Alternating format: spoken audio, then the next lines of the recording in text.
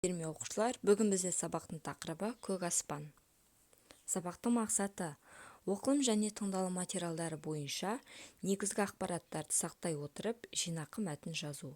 Төл сөз, төлеу сөз, автор сөзінің жасалу жолдарын, қызметін білу, төл сөзді төлеу сөзге айналдыру. Оқушылар, біз суретте нені көріп отырмыз?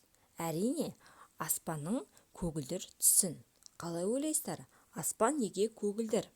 Аспанның көгілдір болу себебі жерді ауа қабаты атмосфера қоршап тұр.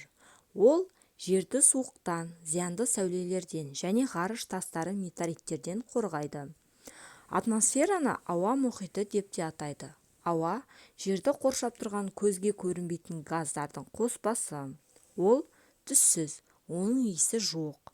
Біз ауаның ағынын сеземіз. Қозғалатын ауаны жел деп те атайды. Жел ауа райына байланысты суық, жылы, ылғалды болады. Ауа барлық тіршілік атаулыға тыныс алу үшін қажет.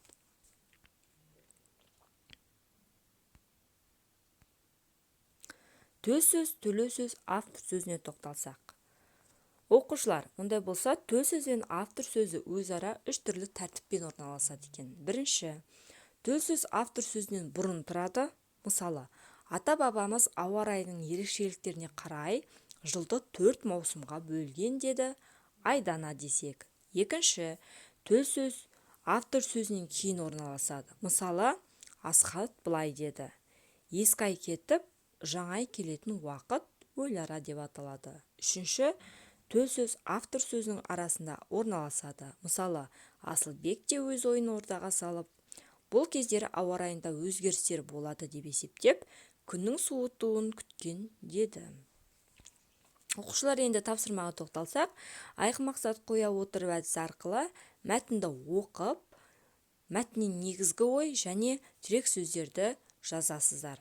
Дескриптор мәтінді оқисыздар, мәтіндегі негізгі ойды анықтайсыздар, тірек сөздерді жазасыздар, төл сөзін автор сөзі түрінде 2 сөйлем жазасыздар. Рефлексия 3-2-1 әдісі арқылы сабақта алған бір маңызды ақпарат, қиындық келтірген бір мәселе, сабаққа қатысты бір сұрақ. Үйге тапсырма 116 бет 5 жаттығу. Ғаламтор мен қосымша әдебиеттерден аспан денелері жайлы бір қызық аңыз әңгіме жазып келу.